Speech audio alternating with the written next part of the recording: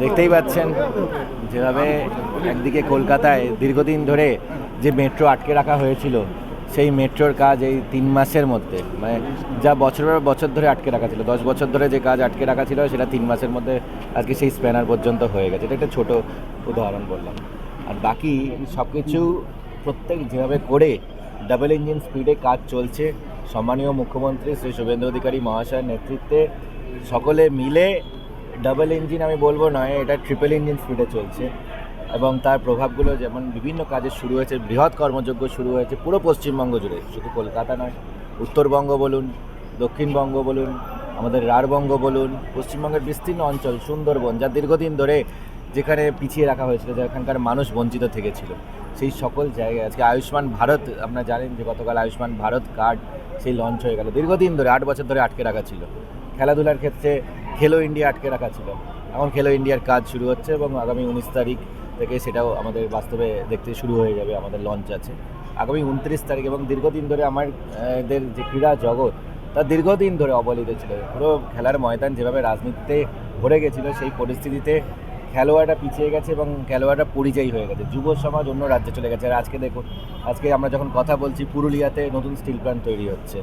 আমরা দেখতে পেলাম দুদিন আগে ডানকুনিতে নতুন করে একটা টেক্সটাইল ফ্যাক্টরি শুরু হয়ে গেল। এরকম পশ্চিমবঙ্গ জুড়ে, বিস্তীর্ণ অঞ্চল জুড়ে, সমগ্র পশ্চিমবঙ্গ জুড়ে আজকে যে বৃহৎ কর্মযজ্ঞ শুরু হয়েছে, সে বাঁকুড়া বলুন, উত্তরবঙ্গের কুচবিহার বলুন, শিলিগুড়ি, জলপাইগুড়ি, কোথায় হচ্ছে না, মানে সব জায়গায় বৃহৎভাবে। এবং বহু ছেলে মেয়ে যারা অন্য রাজ্যে পরিযায়ী হয়ে গেছিলো, তারা আজ পশ্চিমবঙ্গে ফিরে আসতে চাইছে এবং তারা সেই ভরসা পেয়েছে, কারণ ভয়ের পরিবেশ আউট হয়ে গেছে, অচলায়তনের পরিবেশ আউট হয়ে গেছে, রাজনীতিকরণ, সিন্ডিকেট আউট হয়ে গেছে। তাই তারা ভরসা আস্থা রেখে আমাদের যুব সমাজ, লক্ষ লক্ষ যুব সমাজ যখন পরিযায়ী হয়ে গেছিলো, তারা আজকে নতুন স্বপ্ন দেখছে কর্মসংস্থান নিয়ে।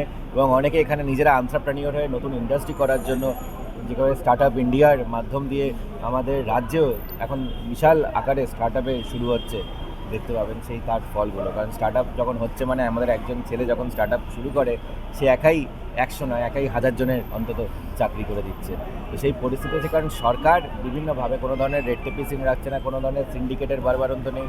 এবং কোনো এসে বলবে না যে আমার ইট বালি সিমেন্ট কিনতে হবে, নইলে আপনার ফ্যাক্টরি করতে দেবো না, কেউ আসবে না।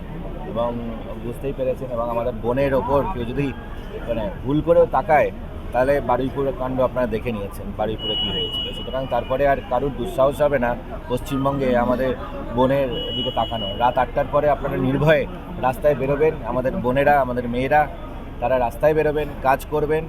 আপনাদের আলাদা করে রাত দখল করতে না, প্রত্যেকটা রাত আপনাদের, প্রত্যেকটা দিন আপনাদের। সুতরাং একটা পুরো পশ্চিমবঙ্গ যুগে একদিকে যেমন নারী নিরাপত্তা যেভাবে করে আজকে সুনিশ্চিত হচ্ছে, তার সাথে সাথে নতুন শিল্প আসছে, নতুন বিনিয়োগ আসছে, বিভিন্ন কোম্পানি আসছে। ইভেন আমাদের স্বাস্থ্যক্ষেত্রে দীর্ঘদিন ধরে কোনো হাসপাতাল হয়নি, এখন আবার বিভিন্ন, আমরা দেখেছেন যে একদম পুরো একটা হেলথ সিটি, প্রায় 2000 বেডের হাসপাতাল নিউ টাউনে আসছে।